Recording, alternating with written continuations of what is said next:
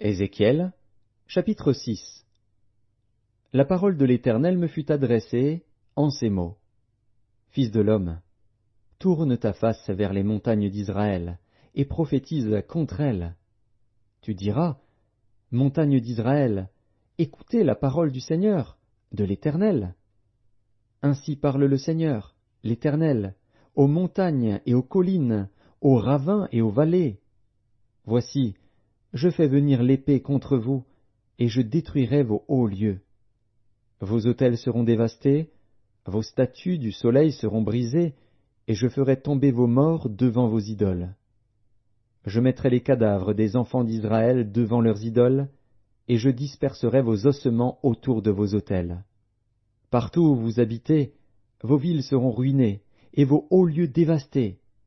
Vos autels seront délaissés et abandonnés, vos idoles seront brisées et disparaîtront, vos statues du soleil seront abattues, et vos ouvrages anéantis.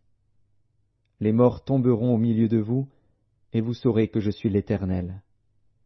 Mais je laisserai quelques restes d'entre vous, qui échapperont à l'épée parmi les nations, lorsque vous serez dispersés en divers pays. Vos réchappés se souviendront de moi parmi les nations où ils seront captifs, parce que j'aurai brisé leur cœur adultère et infidèle, et leurs yeux qui se sont prostitués après leurs idoles.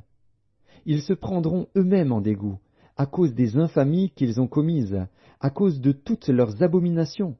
Et ils sauront que je suis l'Éternel, et que ce n'est pas en vain que je les ai menacés de leur envoyer tous ces maux. Ainsi parle le Seigneur, l'Éternel.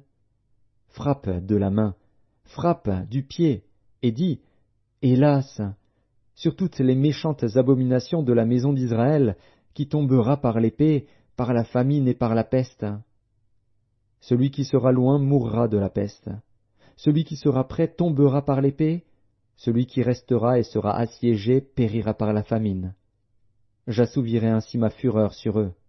Et vous saurez que je suis l'Éternel, quand leurs morts seront au milieu de leurs idoles, autour de leurs autels, sur toutes collines élevées, sur tous les sommets des montagnes, sous tout arbre vert, sous tout chêne touffu, là où ils offraient des parfums d'une agréable odeur à toutes leurs idoles.